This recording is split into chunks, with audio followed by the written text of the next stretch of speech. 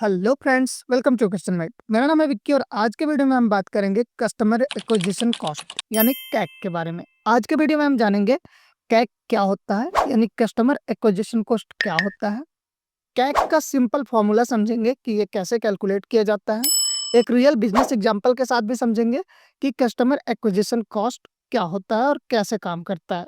साथ ही हम जानेंगे कैक का एलटीवी के साथ कनेक्शन यानी कि जो कस्टमर एक्विजिशन कॉस्ट है उसके कस्टमर के लाइफ टाइम वैल्यू से क्या कनेक्शन होता है उसके बारे में भी हम जानेंगे।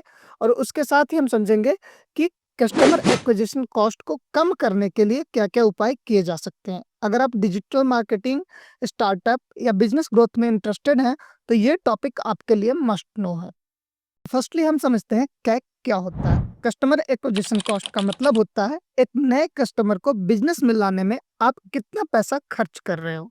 ये पैसा ads, marketing, sales team, promotion और डिस्काउंट सब मिलाकर होता है। कैक का सिंपल फॉर्मूला समझे तो CAC is equal to total marketing and sales expense divided by total new customer acquired. Example से के साथ समझे तो अगर मान लीजिए कि मार्केटिंग एंड सेल्स पर टोटल खर्चा जो हुआ है अपना 50,000 हुआ है और नए कस्टमर हमारे साथ जुड़े हैं 100, तो कैक हुआ हमारा 50,000 divided by 100 is equal to 500 per customer जो हुआ वो हमारा कैक हुआ। यानी कस्टमर एक्विजिशन कॉस्ट जो हमारा पर कस्टमर आ रहा है वो 500 रुपये है।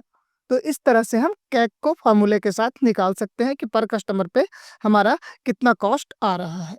एक एग्जाम्पल से समझते हैं। सपोज कि एक एड टेक कंपनी फेसबुक और गूगल पर 1 लाख एड स्पेंड करती है और 200 नए स्टूडेंट एनरोल करते हैं, तो कैक हो गया 500 पर स्टूडेंट। अब ये देखना होगा कि एक स्टूडेंट आपको लाइफ टाइम में कितना पैसा दे रहा है यानी उसका एलटीवी। अब इसी से हमको निकालना होता है कैक का एलटीवी से कनेक्शन। अगर एलटीवी कैक से ज्यादा हुआ तभी बिजनेस प्रॉफिटेबल बनेगा। अगर आप 500 में कस्टमर ला रहे हैं और वो आपको लाइफ टाइम में 5,000 का फायदा दे के जा रहा है तभी गेम स्ट्रांग है, अदरवाइज आपका बिजनेस कमजोर पड़ जाएगा। यानी कि जो life time value of customer होता है वो हमेशा कैक से ज्यादा होना चाहिए। यानी कस्टमर एक्विजिशन कॉस्ट हमेशा उनके कस्टमर के लाइफ टाइम वैल्यू से कम होनी चाहिए। अदरवाइज अगर लाइफ टाइम वैल्यू जो है वो कम हुआ और कस्टमर एक्विजिशन कॉस्ट ज्यादा हुआ तो आपका बिजनेस प्रॉफिटेबल नहीं होगा।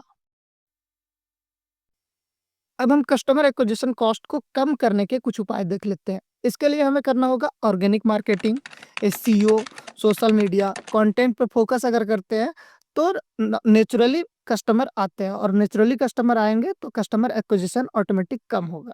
वैसे ही हम चला सकते हैं रेफरल प्रोग्राम। रेफरल प्रोग्राम से क्या होता है, कस्टमर ही एक दूसरे कस्टमर को लेके आता है तो वहां से भी हम कस्टमर एक्विजिशन कॉस्ट को कम कर सकते हैं।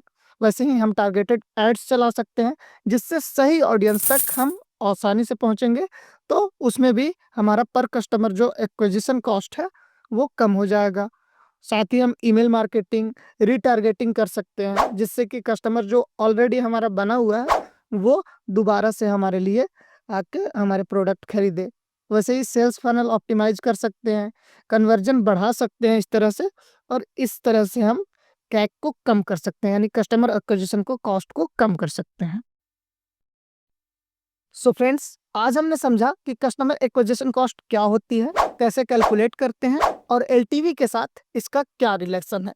अगर कैक कम होगा और एलटीवी ज्यादा तो बिजनेस की ग्रोथ गारंटीड है। वीडियो अच्छी लगी हो तो लाइक, शेयर और सब्सक्राइब जरूर करें।